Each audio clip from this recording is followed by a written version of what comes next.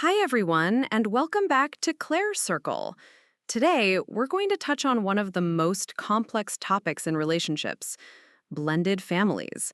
What happens when the news of a new baby enters an already established system, one with its own rules and its own history? What happens when the joy of expecting a new child collides with the fear and jealousy of a child from a previous marriage?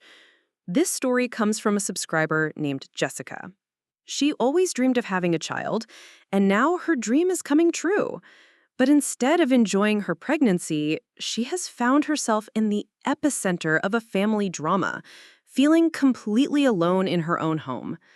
Let's listen to her story. Jessica is 34 and her husband, Michael, is 42. She writes that when they met 4 years ago, she knew he came with baggage, a divorce and a teenage daughter. At first, she doubted if she was ready for that kind of responsibility. But Michael was such a caring and loving partner that she decided to take the risk.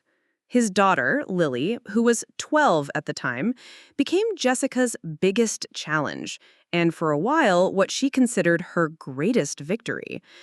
She spent years building a trusting relationship with Lily. She didn't try to be her new mom. She became her friend. She helped her with homework, drove her to soccer practice. They watched movies together and baked cookies together. She was the person Lily could come to with problems she didn't want to discuss with her father or her biological mother, Karen. The relationship with Karen was tense, a polite but cold distance. Jessica never interfered, but she was always there to support Michael after another difficult conversation with his ex-wife. Over the last couple of years, according to Jessica, they had become a real, happy, blended family. Lily spent half the week and every weekend with them, and their home was filled with laughter. She was sure she had managed to create a safe and loving space for everyone. And when, after years of trying, she finally got pregnant, she was certain Lily would be happy for them. She was so wrong. They decided to tell Lily the news on a special evening. Michael cooked her favorite pasta, they sat down at the table, and in high spirits, they told her she was going to have a little brother or sister soon. Lily's reaction was nothing. She didn't scream, cry, or celebrate. She just gave them a blank stare, mumbled, "Oh, cool," and buried her face in her phone. Michael, in his eternal optimism, decided she was just in shock and needed time. But Jessica saw something in her stepdaughter's eyes that her husband missed: a cold, hard wall. That was only the beginning.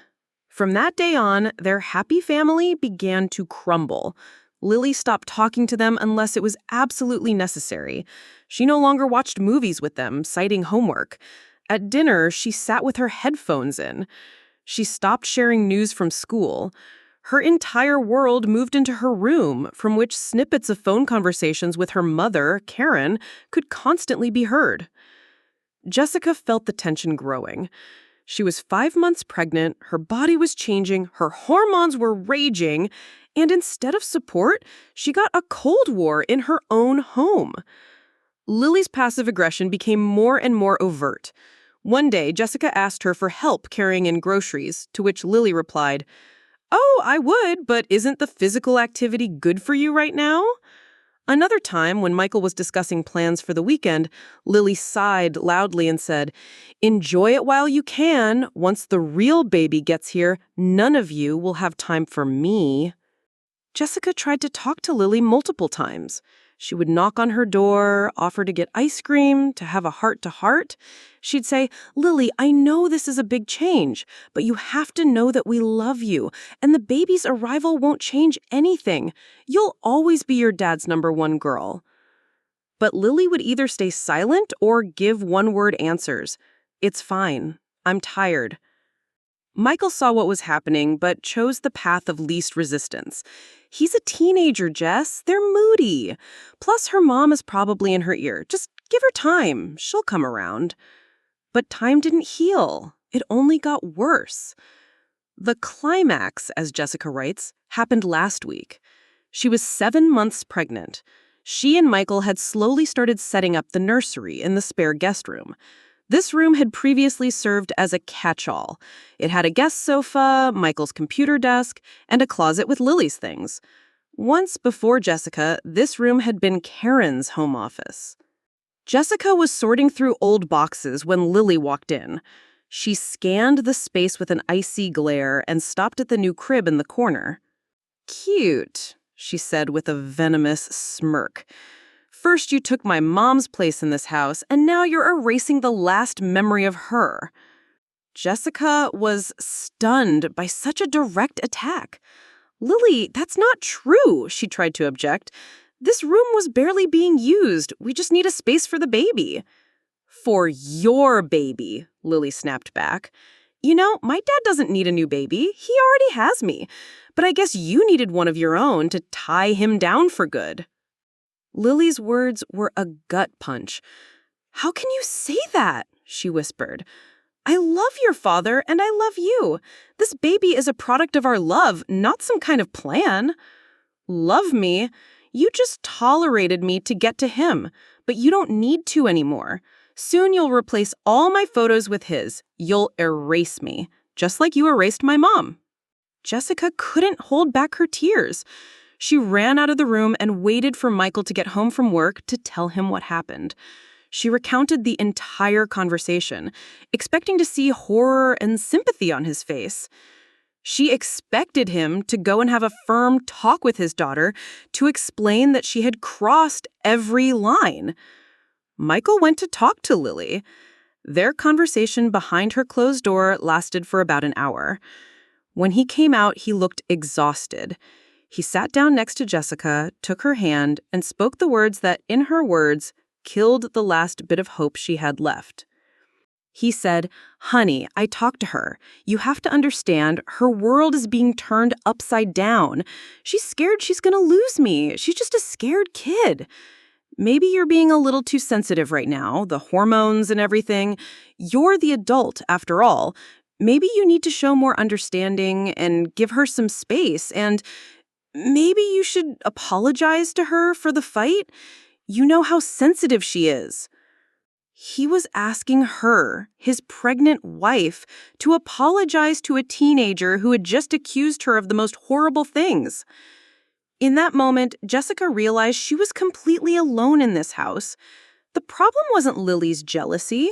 The problem was that her own husband was not on her side. He wasn't prepared to defend her and their future family from emotional attacks. He chose his daughter. She stood up and told him, "I am not apologizing. And this isn't about Lily. This is about you, Michael. Can't you be a husband to me and a father to her at the same time? You're asking me, a pregnant woman, to be responsible for the emotional state of everyone in this house. I can't do that." She told him that if he couldn't be her partner, if he couldn't stand up for her and show Lily that they were a united front, then she wasn't sure she could stay there. She said she was seriously considering moving in with her sister for the last 2 months of her pregnancy. She needs a peaceful, calm environment, and he and his daughter have turned her home into a war zone. Michael was stunned. He called her selfish, said she was abandoning the family at the most critical time. But Jessica wasn't listening anymore. She ended her letter with a question that I want to ask all of you. Am I the asshole for considering leaving my husband in my final months of pregnancy? Am I asking too much by demanding he prioritize me and our new baby over the feelings of his teenage daughter? Or am I just trying to escape a toxic environment that my husband refuses to fix? This is an incredibly difficult situation from so many angles. Please share your thoughts in the comments. Jessica really needs an outside perspective right now. Thank you for listening.